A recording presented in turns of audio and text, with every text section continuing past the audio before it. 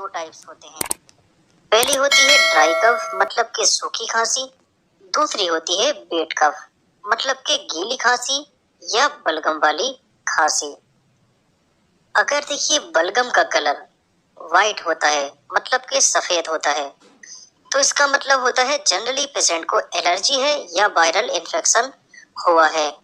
अगर बलगम का कलर हरा है तो यहाँ पर बैक्टीरियल इन्फेक्शन है। अगर बलगम के साथ खून आता है मतलब कि उसका कलर रेड है, इसका मतलब फेफड़ों में किसी टाइप की इंजरी है या फेफड़ों का कैंसर है। अगर बलगम का कलर ब्राउन है, इसका मतलब है फेफड़ों में कोई बीमारी है। नेक्स्ट यहाँ पर जानेंगे कॉज ऑफ कफ मतलब कि खांसी के कारण के बारे में। तो वे कौन कौन से कारण हो सकते हैं जिससे पेशेंट को खांसी हो सकती है। पहला कॉमन कोल्ड, जिसको हम सर्दी खांसी जुकाम के नाम से जानते हैं। दूसरा अपर या लोअर रेस्पिरेटरी ट्रैक्ट में इन्फेक्शन होना।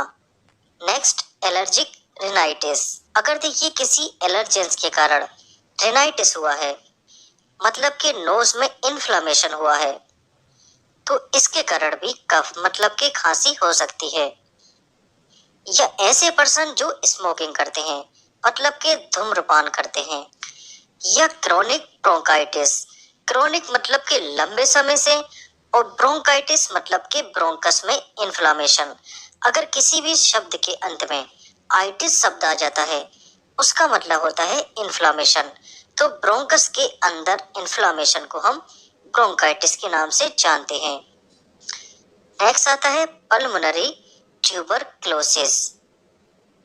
पल्मोनरी ट्यूबरक्लोसिस मतलब कि फेफड़ों की टीबी। फेफड़ों की टीबी के कारण भी कफ खांसी हो सकती है। नेक्स्ट आता है अस्थमा मतलब कि दमा।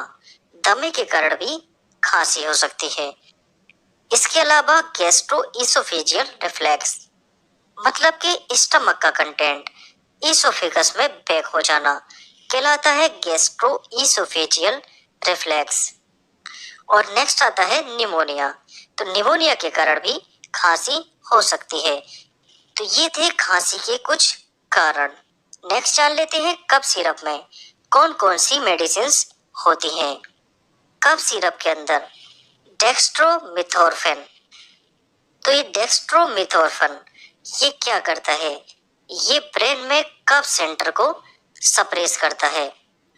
अब जैसे ही कफ सेंटर सप्रेस हो जाता है, तो इसके सप्रेस होने के कारण पेशेंट को खांसी का एहसास कम होता है। नेक्स्ट इसके अंदर होती है क्लोरोफेनेरामाइन। ये एक एंटी एलर्जिक या एंटी हिस्टामिन मेडिसिन होती है।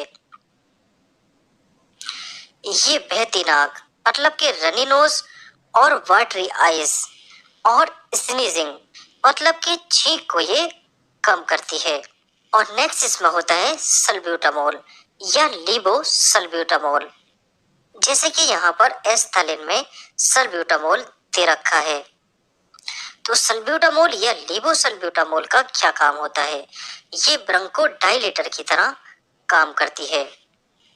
ब्रोंकोडायलेटर का क्या मतलब होता है, ये सांस की नली को डायलेट करती है मतलब के फैलाती है।